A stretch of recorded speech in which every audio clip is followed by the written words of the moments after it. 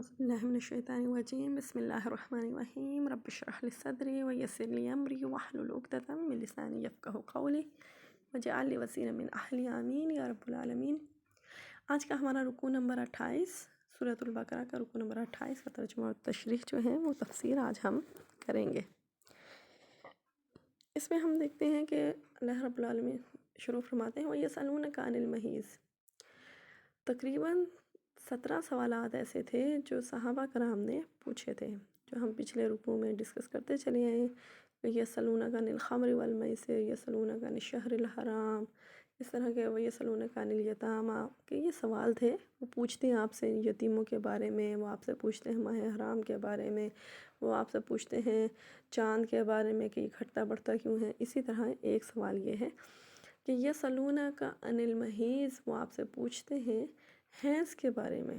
حیض کس کو کہا جاتا ہے، پہلے ہم یہ ڈیفائن کرتے ہیں کہ وہ مینسس پیریڈ جو ہر ماہ میں کچھ ڈیز کے لیے خواتین کو جو خون جاری ہوتا ہے اس کو حیض کہا جاتا ہے۔ تو کہا کہ وہ آپ سے اس حیض کے متعلق دریافت کرتے ہیں کہ یہ حیض کیا ہے۔ قل هو اذن، کہو کہ یہ ایک گندگی ہے، یا اذن جو ہے وہ بیماری کے میننگ میں بھی آتا ہے کہ یہ ایک جو ہے ایسا ہے، ایک بیماری ہے، ایک تکلیف ہے، گندگی ہے۔ لہذا فَاعْتَزِلُوا النِّسَاءَ فِي الْمَحِيضِ، بس تم عورتوں سے حالت حیض میں الگ رہو۔ وَلَا تَقْرَبُوهُنَّ، اور ان کے قریب نہ جانا۔ حَتَّى يَطْهُرْنَ، یہاں تک کہ وہ پاک ہو جائیں۔ یہاں پر جو ہے لفظ استعمال کیا کہ اور حالت حیض میں تم عورتوں سے الگ رہو۔ الگ رہنے میں اگر صرف اتنا ہی ہوتا اور حدیث کے روح سے ہم اس کو نہ سمجھ سکتے تو یہی ہوتا کہ عورت کو جس طرح سے باقی معاشروں نے ان کو اچھوت بنا کے رکھا ہوتا، یہود اور ہنود جو ہے وہ حالت حیض میں عورتوں سے دور رہتے تھے، ان کو اچھوت سمجھتے تھے، ان کے ہاتھ کا پکا نہیں کھاتے تھے، اور گویا کہ ان دنوں میں عورت اپنے ہی گھر میں بوجھ بن کر رہ جاتی تھی۔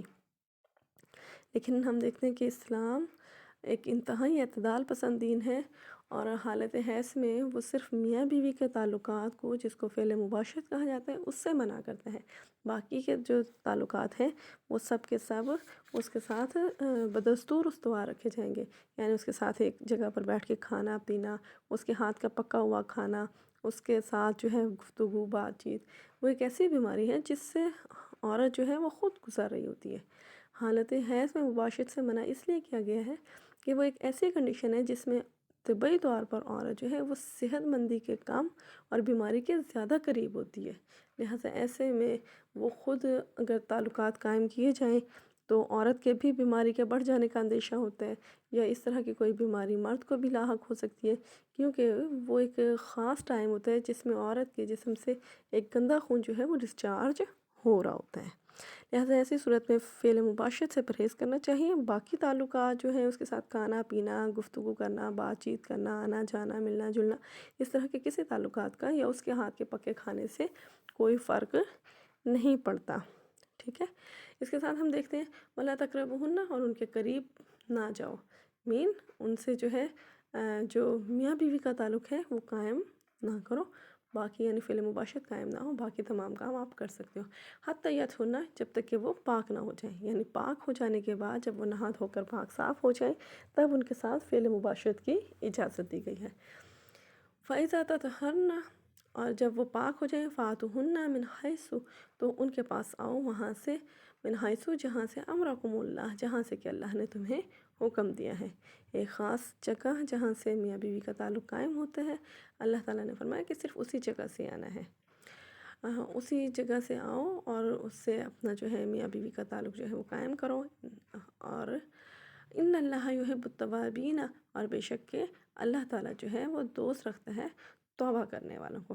اگر اس سے پہلے تم حالت حیض میں مباشرت کر چکے تو بھی اللہ نے معاف کیا، یا حیض کے علاوہ جو ہے یعنی فعل مباشرت کے لیے جو جگہ اللہ نے مخصوص کی ہے اس کے علاوہ کسی جگہ سے کر بیٹھے ہو تو وہ زمانہ جاہلیت میں جو کچھ کیا آپ نے، زمانہ لا علمی میں، غفلت میں، وہ جو کچھ کیا اللہ نے اس کو معاف کر دیا۔ اب آئندہ کے لیے توبہ کر لو کہ بے شک اللہ تعالیٰ توبہ کرنے والوں کو پسند کرتا ہے، صاف ستھرے یحب المتطہرین، اور پاک صاف رہنے والوں کو پسند کرتا ہے۔ لہٰذا اللہ تعالیٰ جو ہے ایسے لوگوں کی جو اللہ سے توبہ کرتے ہیں اپنے سابقہ گناہوں کی، اور ساتھ میں پاک صاف رہتے ہیں، اللہ کے احکامات کی جو ہیں بجا آفری کرتے ہیں، اور اسی طرح سے جیسے کہ اللہ نے حکم دیا ہے، تو اللہ تعالیٰ ایسے لوگوں سے محبت رکھتے ہیں۔ نساؤکم حرث لکم فاتو، عورتیں جو ہیں وہ تمہاری کھیتی ہیں۔ ایک عورت کا اور مرد کا تعلق جو ہے وہ اسی طرح ہے جس طرح سے کھیت اور کسان کا تعلق ہوتا ہے، کہ کسان جو ہے وہ کھیت میں کس لیے جاتا ہے؟ سیر و تفریح کی غرض سے نہیں جاتا، بلکہ وہ وہاں سے پیداوار حاصل کرنا چاہتا ہے۔ وہاں پر وہ زمین بوتا ہے، بیج لگاتا ہے، اس کے بعد اپنی فصل کی دیکھ بھال کرتا ہے، تب وہ فصل تیار ہوتی ہے۔ گویا اگر وہ ایسا نہ کرے اور کھیل کود میں وقت ضائع کر دے تو آنے والے وقتوں میں اس کو بہت سے مشکلات کا سامنا کرنا پڑ سکتا ہے۔ اسی طرح کہا کہ نسل انسانی کے کسان کو بھی نسل انسانی کے کھیت میں کوشش کرنی چاہیے کہ وہ وہاں سے کیا کرے، وہ وہاں سے آباد کاری کرے، اولاد کو حاصل کرے۔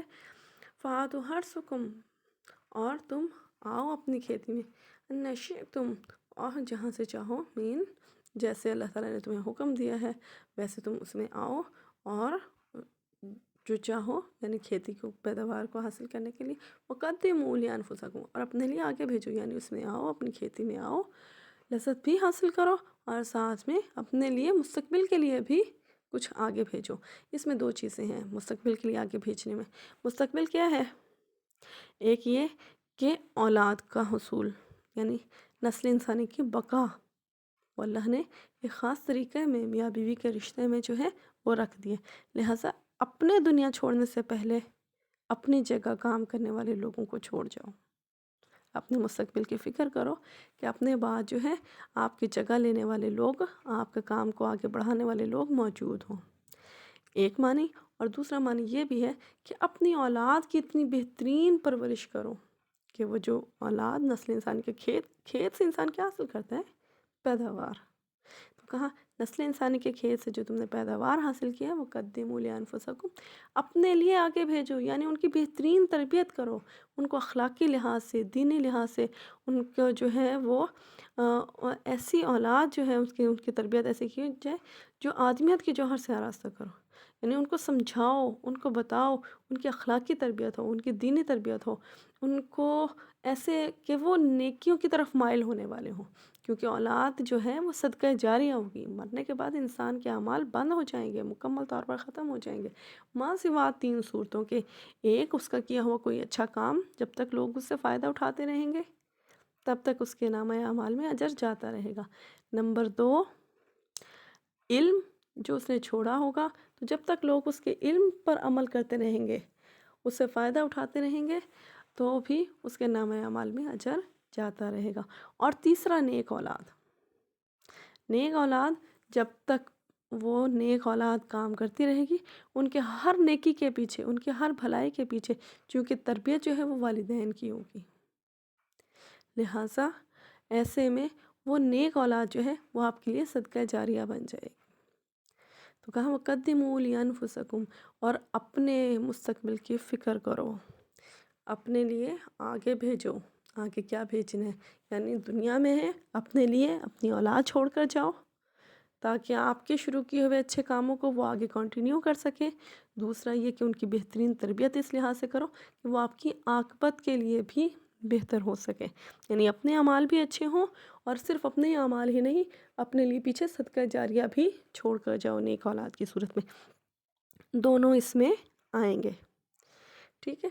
اگر اس میں اپنے فرائض سے انسان نے کوتاہی کی، لاپرواہی برتی، اور جو ہے بہترین اولاد کی پرورش نہ کی، یا اپنے ان فرائض کو ادا کرنے میں قصداً یا جان بوجھ کر کوئی بھی کوتاہی کی، تو اللہ تعالیٰ پوچھے گا، باز پرس ہوگی اللہ تعالیٰ سے۔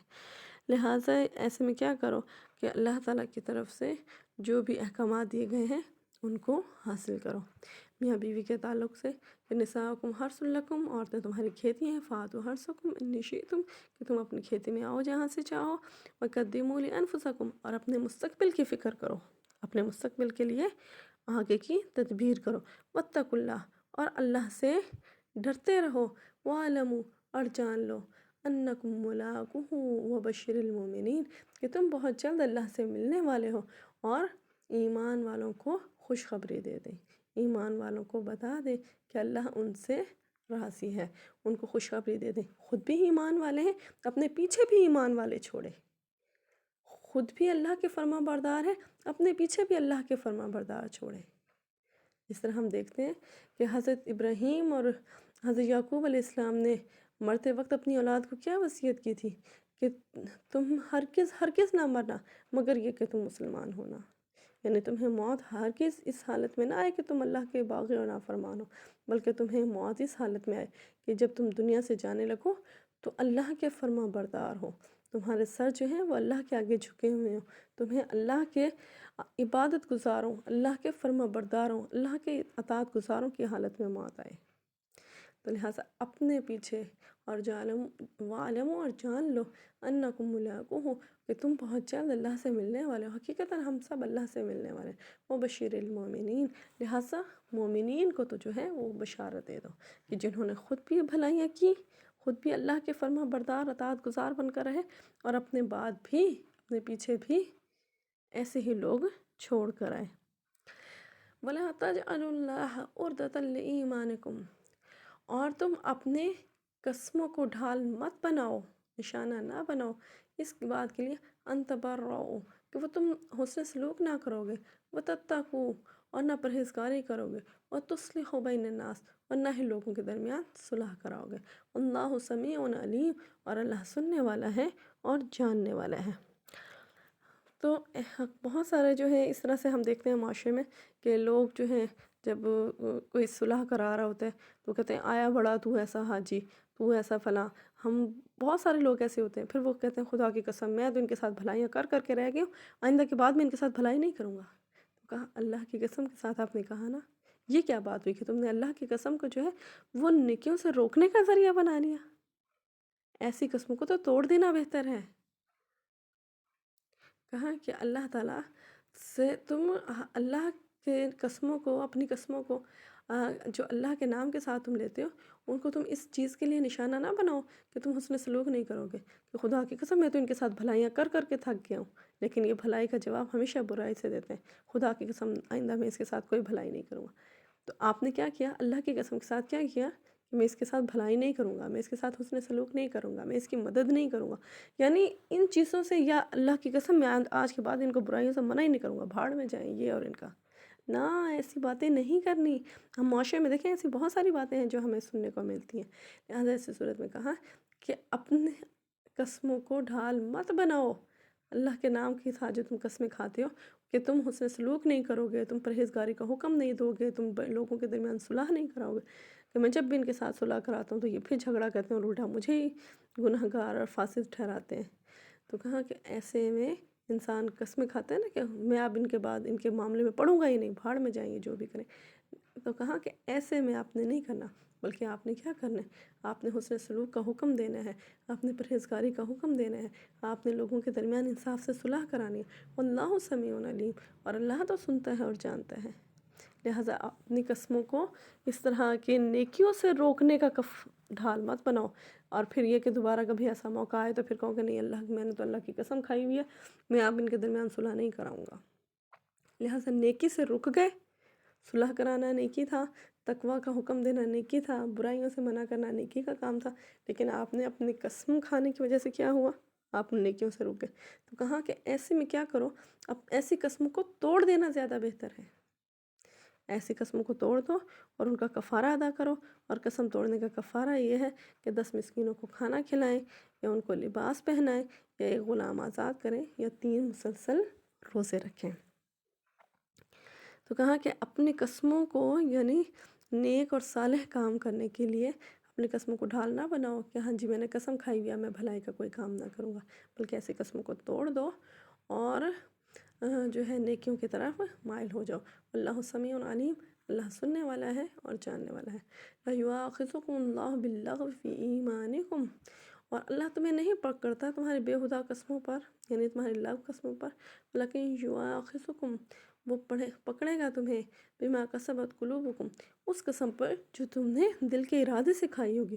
اللہ غفور حلیم اور اللہ بخشنے والا ہے اور بردبار ہے۔ بہت سارے لوگ ہوتے ہیں نا جو عام روٹین میں قسمیں کھا رہے ہوتے ہیں، ان کو پتہ ہی نہیں ہوتا، ان کا تکیہ کلام کے طور پر کہتے ہیں اللہ کی قسم ایسے نہیں ہوا تھا، اللہ کی قسم ایسے نہیں ہوا، اللہ کی، حالانکہ وہ لغو قسم ہوتی ہے نا، بے معنی قسمیں، یا کہ میں ماں باپ کی قسم کھاتا ہوں میں آئندہ یہ نہیں کروں، وہ ساری لو قسم ہے. کہا اس طرح کے یا فلاں کی قسم کھاتا ہوں یا فلاں کی قسم نہیں. قسم صرف اللہ رب العالمین کے نام کی ہوتی ہے، اور وہ بھی پختہ ارادے کے ساتھ کھا کرو. کیونکہ اللہ ہم انسان کو قسم کھانے کی ضرورت کب پیش آتی ہے؟ جب کوئی اس کی بات پر اعتبار نہیں کر رہا ہوتا. تو اپنے کردار کو اتنا مضبوط رکھو کہ کوئی آپ کی بات کو جھٹلا نہ سکے. آپ نے جو بات کہی ہے اس کے اوپر لوگ یقین کریں، قسم کھانے کی آپ کو ضرورت ہی نہ پڑے. لیکن یہ کہ پھر جب قسم کھاؤ تو پھر پختہ ارادے سے کھاؤ، اور جو پختہ ارادے سے تم قسم کھاؤ گے اور پھر اس کو توڑ دو گے تو پھر یا اس کا جو ہے غلط قسم کھاؤ گے یا اللہ کے نام کی قسم کھا کر غلط کام کرو گے، نیکیوں سے رک جاؤ گے اور برائیوں کی طرف مائل ہو جاؤ گے. تو پھر ایسی صورت میں کیا ہوگا کہ اللہ تعالیٰ ایسے تمہارے جو تم نے ارادے کے ساتھ قسم کھائی ہوگی اس کے اوپر اللہ تم سے باز پرس کرے گا. ہاں جو لو قسم ہوگی، بے معنی قسمیں ہوں گی، ان کے اوپر اللہ تمہارا مواخذہ نہیں کرے گا. اور کیوں کرے؟ وہ تو بخشنے والا ہے اور بردبار ہے، وہی تو تحمل مزاج ہے، وہی تو حلیم ہے، لہٰذا وہ تو بخش بھی دے گا اور بردبار ہے. وہ للذین یولون من نسائہم، اور ان لوگوں کے لیے جو قسم کھاتے ہیں من نسائہم اپنی عورتوں سے، تربصوا اربعۃ اشہر، 4 مہینے کا وہ انتظار کریں. یعنی اس میں ایک نیا حکم ہے کہ زمانہ جاہلیت میں ہم دیکھتے ہیں کہ اسلام جب آیا تو عورت کی معاشرے میں کوئی حیثیت ہی نہیں تھی. عورت کو ذلیل کرنے کے لیے، اس کو طلاق دینے کے لیے، اس کو پریشان کرنے کے لیے اس بہت سارے جو ہیں حربے لوگ استعمال کرتے تھے. تو اس میں ہم دیکھتے ہیں بیٹی پیدا ہوئی ہے تو قتل کر دیا، اور اسی طرح بیویاں جو تھیں ان کی کوئی حدود متعین نہ تھی، بیویوں کے کوئی حقوق جو تھے وہ متعین نہ تھے. ایک شخص جتنی چاہتا بیویاں کرتا، 10 20 20 100 جتنا دل چاہتا کرتا چلا جاتا. اسی طرح ایک شخص جو ہے جب چاہتا اپنی بیوی کو، جس بیوی کو چاہتا طلاق دے دیتا، جب چاہتا اس کو آباد کر لیتا. کوئی یعنی بیوی کا کوئی حقوق بھی نہیں تھے، کوئی تعداد متعین نہیں تھی، کوئی حقوق متعین نہیں تھے. ایسی صورت میں عورتوں کو تکلیف اور اذیت دینے کے لیے وہ جب چاہتے تھے ان سے قسم کھا لیتے تھے کہ بس اب کے بعد میں نے تجھ سے تعلق نہیں رکھنا. اب نہ تو اس کو طلاق دے کر آزاد کیا کہ وہ کسی اور سے جا کر نکاح کر لے، اور نہ ہی اس کو بیوی کی حیثیت سے بساتے تھے. اس میں وہ ایک کام اور بھی کرتے تھے کہ اس کو اپنی ماں سے تشبیہ دے دیتے تھے کہ آج سے تو میرے لیے میری ماں جیسی ہے. جس طرح ماں کے ساتھ جو ہے جنسی تعلق حرام ہوتے ہیں، اسی طرح وہ بیوی کے ساتھ. اب وہ بیچاری نہ تو وہ ماں ہی تھی اور نہ ہی وہ بیوی ہی کی حیثیت سے بستی تھی. یعنی بہت سارے طریقہ کار تھے عورت کو تکلیف دینے کے. تو اس میں سے ایک صورت یہ بھی تھی کہ وہ قسم کھا لیتے تھے کہ میں اب کے بعد تجھ سے تعلق نہیں رکھوں گا. میرے اور تیرے درمیان یعنی شوہر اور بیوی کے درمیان میاں بیوی کا جو فعل مباشرت کا جو تعلق اللہ نے جائز اور حلال قرار دیا اس کو وہ منع کر دیتے تھے کہ اب کے بعد میں قسم کھاتا ہوں کہ تیرے میرے درمیان کوئی ایسا تعلق نہیں ہوگا. اس کے لیے اللہ نے فرمایا کہ للذین، ان لوگوں کے لیے یولون جو قسم کھا لیتے ہیں من نسائہم اپنی عورتوں سے، یعنی اپنی عورتوں کے پاس نہ جانے کی جو قسم کھا لیتے ہیں، تربصوا اربعۃ اشہر، تو وہ کم سے کم 4 ماہ کا انتظار کریں. فَإِن فَاؤں، پس اگر وہ رجوع کر لیں، فَإِنَّ اللَّهَ غفور رحیم، تو بے شک اللہ بخشنے والا اور رحم کرنے والا ہے. اب وہ 4 ماہ کے اللہ نے کہا کہ اگر تم نے ایسی کوئی قسم کھا ہی لی ہے، میاں بیوی کے تعلقات میں کوئی اختلاف پیدا ہوا ہے، کوئی لڑائی جھگڑا ہوا ہے، کوئی رنجش ہے، کوئی ناچاکی پیدا ہوئی ہے، کسی صورت میں انسان کا دل جو ہے وہ ہٹ گیا ہے بیوی کی طرف سے، تو میکسیمم اگر وہ قسم کھاتا بھی ہے تو 4 ماہ کی، 4 ماہ سے زیادہ کی قسم نہیں کھا جا سکتی. اس میں ہم دیکھتے ہیں کہ جو قسم کھائی اس کو کہا جاتا ہے ایلا کرنا. یعنی بیوی بیوی کی حیثیت سے تو ہے لیکن اس کے ساتھ جنسی تعلق یا وہ قربت یا وہ تعلق جو اللہ نے جائز اور حلال کیا ہے وہ اس نے کاٹ دیا، وہ ختم کر دیا.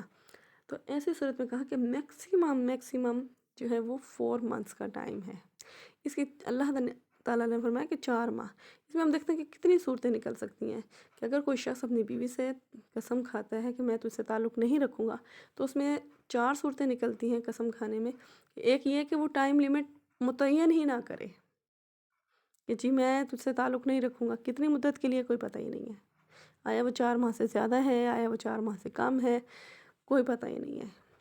تو کہا کہ اگر وہ غیر متعین ہے، ایک صورت تو یہ نکلی. دوسرا یہ کہ وہ قسم کھاتا ہے کہ میں تم سے 4 ماہ تعلق نہیں رکھوں گا، یعنی 4 ماہ کی جو ٹائم پیریڈ ہے وہ بتا دیتا ہے.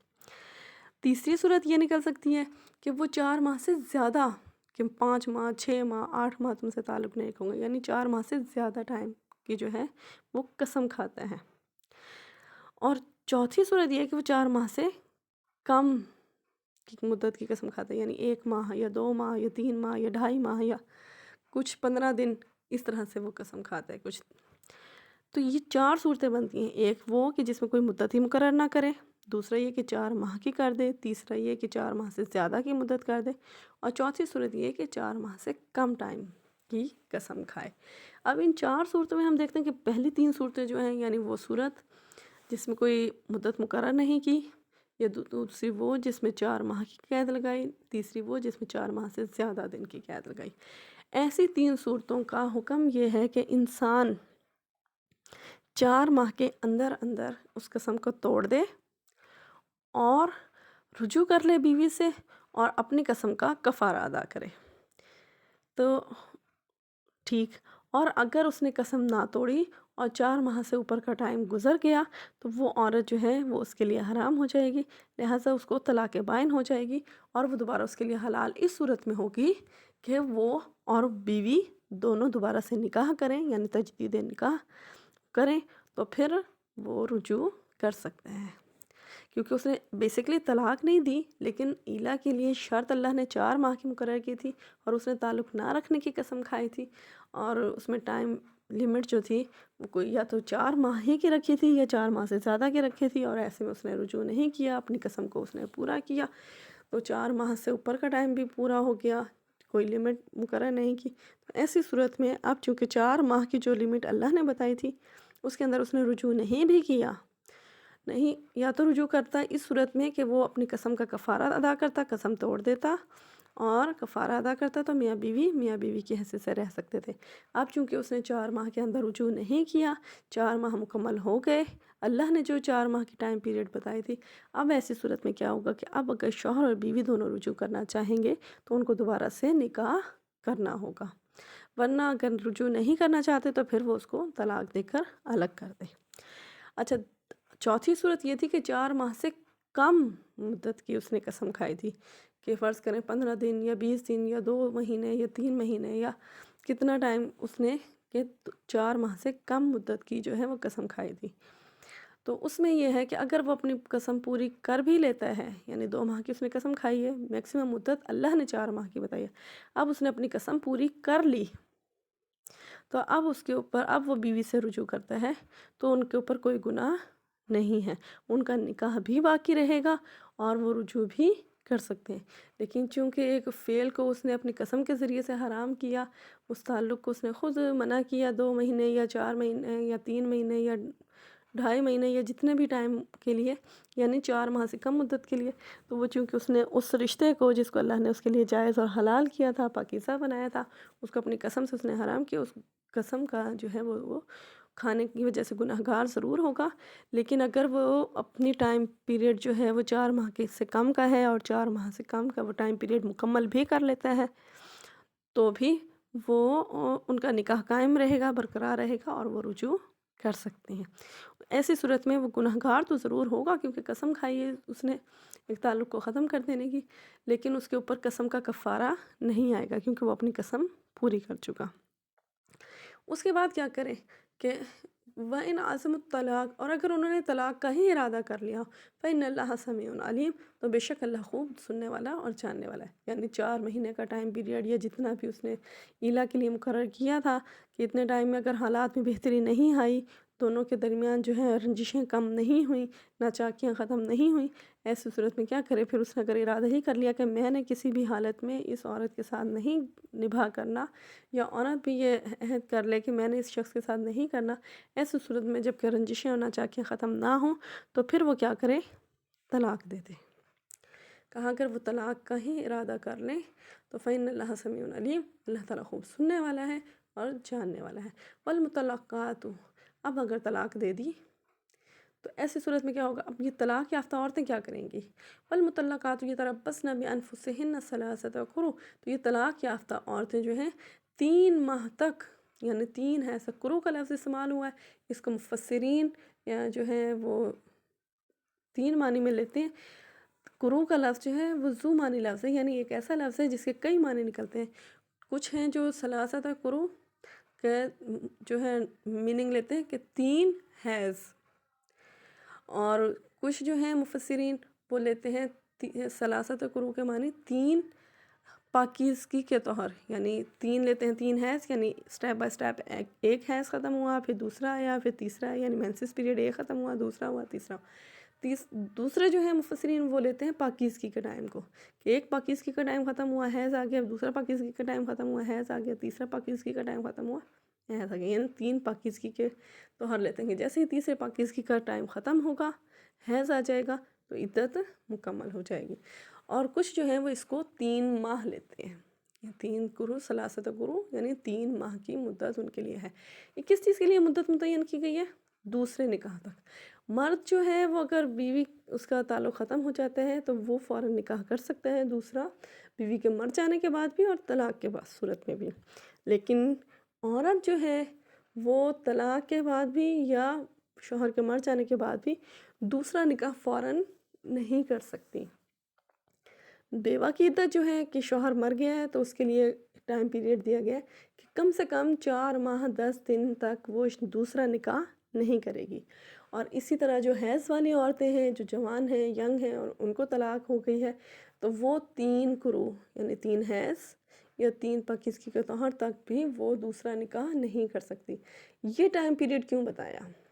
یہ ٹائم پیریڈ اس لیے بتایا کہ انسانی جان کی جو ہے اللہ کی نظر میں بہت ویلیو ہے. اور وہ یہ ہے کہ اگر میاں بیوی کا تعلق ہوا تھا اور پھر ناچاکی کی وجہ سے طلاق ہو گئی، تو ایسی صورت میں اگر مائنر سا حمل بھی ہوگا تو وہ 3 ماہ میں ڈکلیئر ہو جائے گا. لہٰذا ایسے میں کیا ہوگا کہ بچے کا جو نسب ہے وہ واضح ہو جائے گا کہ آیا بچہ جو ہے وہ پہلے شوہر کا ہے یا دوسرے شوہر کا. لہٰذا یہ اتنا ٹائم پیریڈ عورت کو دوسرے نکاح سے پہلے ویٹ کرنا ہوگا. ٹائم جو ہے اس ٹائم پیریڈ کو عدت کہا جاتا ہے. اس کی مصلحت یہی ہے کہ اگر عورت حاملہ ہے تو وہ بھی واضح ہو جائے، اور اگر حاملہ نہیں ہے تو بھی واضح ہو جائے، اور بچے کا نسب جو ہے وہ خلط ملط نہیں ہوگا. لہٰذا کہا کہ وہ اپنے آپ کو روکے رکھیں ثلاثت قرو 3 حیض تک. وَلَا يَحِلُّ لَهُنَّ أَن يَكْتُمْنَ مَا خَلَقَ اللَّهُ فِي أَرْحَامِهِنَّ. اور پھر ان کے لیے یہ جائز نہیں ہے کہ وہ چھپائیں اس چیز کو جو اللہ نے ان کے رحموں میں پیدا کیا. یعنی ان کے بطن میں اگر اللہ نے کوئی بچہ پیدا کر دیا ہے اور اس کو عورت کو پتہ چل گیا کہ جی میرے جو ہے رحم میں بچہ ہے، اس کو اپنی پریگنینسی کا پتہ چل جاتا ہے، تو اس کو چاہیے کہ وہ اس کو ڈکلیئر کر دے، اس کو چھپائے نہ.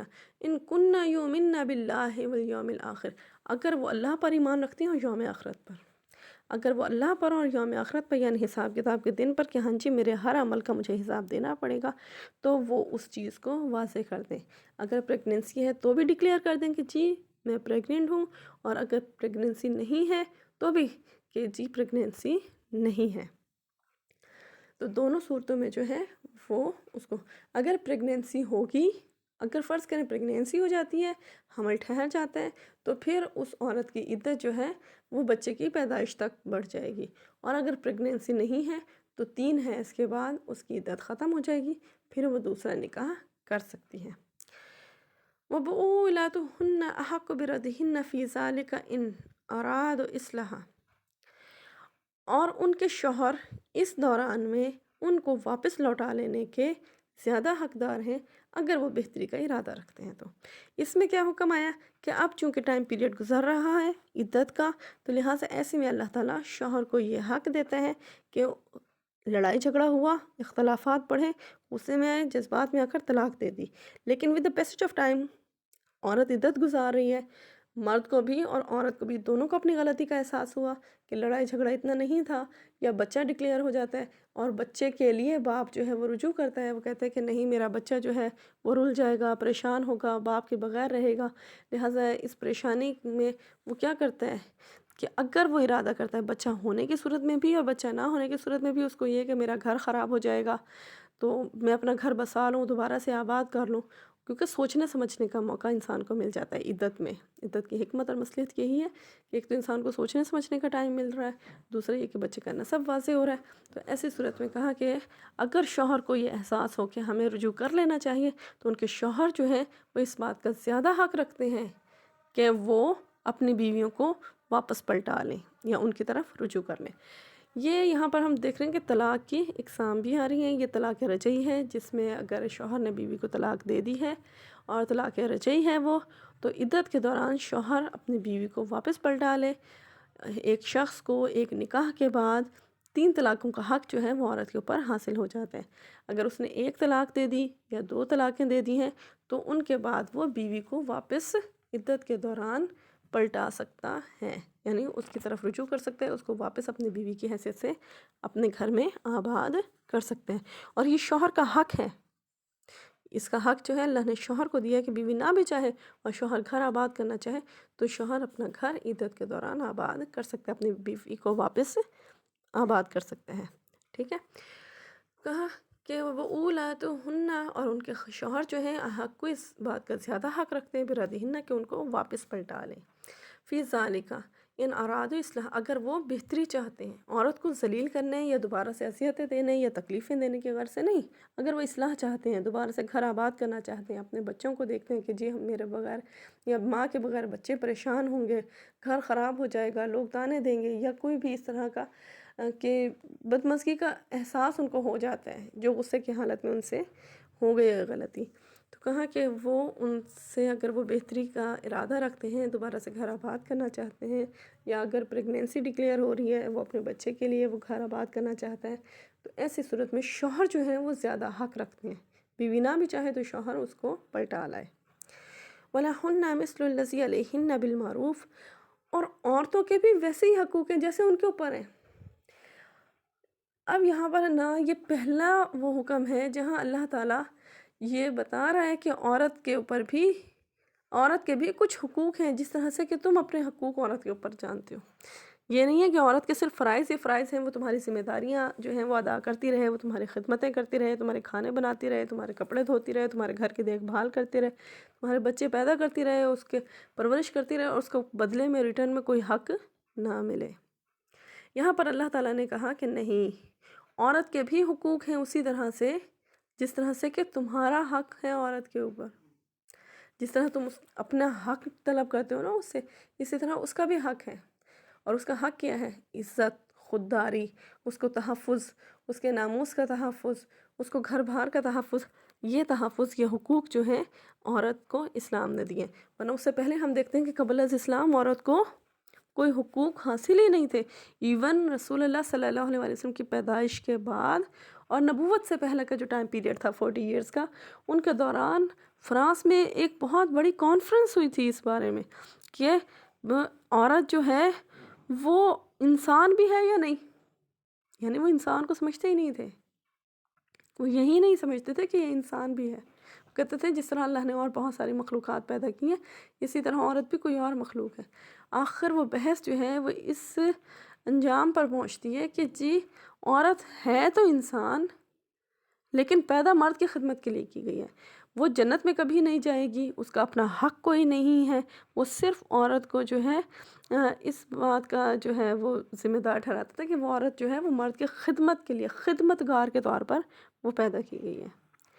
اور نہ اس کو جو ہے عبادت کرنے کا کوئی حق تھا، نہ وہ جنت کی اہل سمجھی جاتی تھی، نہ اس کو کوئی اور حقوق حاصل تھے. ایون اس کو زندہ رہنے تک کا حق نہیں تھا. عرب معاشرے میں ہم دیکھتے ہیں کہ وہ بیٹیوں کو زندہ درگور تک کر دیتے تھے، ان کا قتل عام کر دیتے تھے. یعنی ایک بندہ، اس کو اگر بیٹی کی خوشخبری سنائی جاتی تھی کہ تمہارے یہاں بیٹی ہوئی ہے، تو وہ اس کو اپنے لیے باعث ذلت سمجھتا تھا. کہتا تھا یعنی بیٹی کا باپ بننا ان کے لیے باعث ذلت تھا کہ میں بیٹی کا باپ ہوں، بیٹے کا باپ ہونا چاہیے مجھے. لہٰذا وہ اس ذلت سے اپنے آپ کو بچانے کے لیے کیا کرتا ہے کہ اس بیٹی کو زندہ دفن کر دیتا. یعنی کوئی اس کو حقوق عورت کو اس معاشرے میں حاصل ہی نہ تھے. اسلام کے قربان جائیے کہ اسلام وہ پہلا مذہب ہے، وہ پہلا دین ہے، وہ پہلی شریعت ہے جس نے عورت کو حق دیا، عورت کی حیثیت سے، ایک انسان کی حیثیت سے. نے کہا کہ عورت کے اوپر بھی، عورت کے بھی ویسے حقوق ہیں جیسے عورت کے اوپر حق ہیں. عورت کے اوپر جو حق ہے وہ تو تم ڈیمانڈ کر لیتے ہو کہ وہ ہماری خدمت کرے، ہمارے بچے پیدا کرے، ہمارے گھر کی دیکھ بھال کرے، بچوں کی تربیت کرے اور سارے کام کرے ہماری خدمت کے، لیکن عورت کا اپنا کوئی حق نہیں ہے، اس کو وراثت میں حصے دار نہیں ٹھہرایا جاتا تھا۔ اسلام نے وراثت میں اس کو حق دیا ہے، اسلام نے اس کو عبادت کا حق دیا، اسلام نے اس کو تعلیم کا حق دیا، اسلام نے اس کو جو ہے جنت کا اہل ٹھہرایا اگر وہ اپنے نیک اعمال کرتی ہے تو۔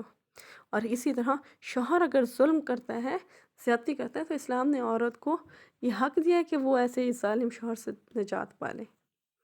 لہٰذا اور یہ کہ جس طرح سے اس معاشرے میں جو بیویاں تھیں ان کی کوئی تعداد متعین نہیں تھی، اسلام نے پہلی بار 4 کی شرط جو تھی وہ متعین کی۔ سورہ نساء میں ہم دیکھتے ہیں کہ اللہ تعالیٰ کہتا ہے کہ 2 2 3 3 4 4 سے نکاح کر لو، اگر تم انصاف نہیں کر سکتے تو پھر ایک ہی بیوی کرو، کہ پھر ایک ہی بیوی پر اکتفا کرو۔ اور اس کے ساتھ ہم دیکھتے ہیں کہ پھر عورت کو وراثت میں حصے دار ٹھہرایا، شوہر کی وراثت میں بھی، باپ کی وراثت میں بھی۔ اگر بھائی جو ہے وہ کلالہ ہے تو اس کی وارث جو ہے اس کی بہنیں بنیں گی۔ اس طرح سے مطلب اس کو ماں کی حیثیت سے بھی حصے دار ٹھہرایا، بہن کی حیثیت سے، بیوی کی حیثیت سے، بیٹی کی حیثیت سے اس کو وراثت میں حصے دار ٹھہرایا۔ اس کے ساتھ اس کو تمام حقوق دیے ہیں، اس کو ماں کی حیثیت سے دیا ہے، اس کو بیوی کی حیثیت سے، کہ بیوی کا تو کوئی حق ہی نہیں تھا، اس کو جتنی چاہتے طلاقیں دے دیتے، جتنی چاہتے بیویاں کر لیتے۔ اللہ نے کہا نہیں، انصاف کو رکھ سکتے ہو تو زیادہ کرو، اور وہ بھی میکسیمم 4، اور اگر انصاف نہیں کر سکتے تو پھر صرف ایک ہی بیوی کرو۔ اور وہ بھی یہ کہ اگر اس کے ساتھ تمہارا نباہ نہیں ہو سکتا تو میکسیمم تم اس کو 3 طلاق دے سکتے ہو، 2 طلاق دے سکتے ہو، اس کے بعد رجوع کر سکتے ہو، 1 طلاق دی رجوع کر لیا، دوسری طلاق دی رجوع کر لیا۔ جہاں انسان نے تیسری طلاق دے دی وہاں بیوی ہمیشہ کے لیے اس کے اوپر حرام نہیں۔ جبکہ زمانے جاہلیت میں کیا ہوتا تھا، 100 طلاقیں دیتے تھے پھر آباد کر لیتے تھے، قسم کھانے کے لیے اس کو کہہ دیتے تھے جا میں تجھ سے تعلق ہی نہیں رکھتا، نہ وہ بیوی کی حیثیت سے آباد ہوتی تھی نہ وہ آزاد ہی ہوتی تھی، اس کو علا کہا جاتا ہے۔ یعنی بہت ساری جو طریقے تھے عورت کو تنگ کرنے کے، اسلام نے ان کو ختم فرما دیا۔ تو کہا کہ اس میں کہا کہ عورت کے بھی ویسے ہی حقوق ہیں جیسے کہ مردوں کے ہیں، یعنی جیسے ان کے اوپر حق ہیں، اور وہ بھی دستور کے مطابق اللہ نے کیے ہیں۔ وَلِلرِّجَالِ علیہن درجہ، ہاں مردوں کو ایک درجہ ان کے اوپر فضیلت ہے۔ ایک درجہ فضیلت کیا ہے؟ مطلب ان کو اختیار ہے، ان کو طاقت دی گئی ہے، وہ تحفظ ناموس کی بھی حفاظت کرتے ہیں، وہ گھر کے بھی، وہ بیوی بچوں کے بھی، وہ یعنی کما کر بھی لاتے ہیں۔ یعنی صرف ایک درجہ جو ہے وہ فضیلت اللہ نے مردوں کو دی ہے۔ واللہ عزیز حکیم، اور اللہ غالب ہے اور حکیم ہے، حکمت والا ہے۔ یعنی اللہ نے جو ایک درجہ فضیلت دی ہے وہ بھی اس لیے دی ہے کہ اللہ طاقت رکھتا ہے، اور اس کی حکمت کا تقاضا تھا۔ اللہ طاقت رکھتا ہے، جیسے اس نے مردوں کو حقوق دیے اس نے عورتوں کو بھی دے دیے، اس لیے کہ وہ اس کی طاقت رکھتا تھا، وہ دے سکتا تھا۔ یہ نہیں کہ مردوں کو سارے حقوق دے دیے عورتوں کو کوئی نہ دیا۔ انصاف پر مبنی اس نے فیصلہ کیا، ٹھیک ہے، اس نے جو ہے وہ انصاف پر مبنی فیصلہ کیا، اس نے عورتوں کو بھی حقوق دیا، مردوں کو، کیوں؟ وہ طاقت غالب ہے، اقتدار رکھتا ہے، زبردست قوت رکھتا ہے، وہ کر سکتا ہے، اور پھر وہ حکیم اور دانا ہے، یعنی اس کا ہر فیصلہ جو ہے وہ حکمت پر مبنی ہے، ٹھیک ہے۔ یہاں پر جو ہے ہم دیکھتے ہیں کہ ہمارا رکوع نمبر 28 جو ہے اس کا ترجمہ اور تفسیر مکمل ہوتی ہے۔ اس کی تفسیر ہے، آپ دیکھیں، سمجھیں۔ السلام علیکم ورحمۃ اللہ وبرکاتہ۔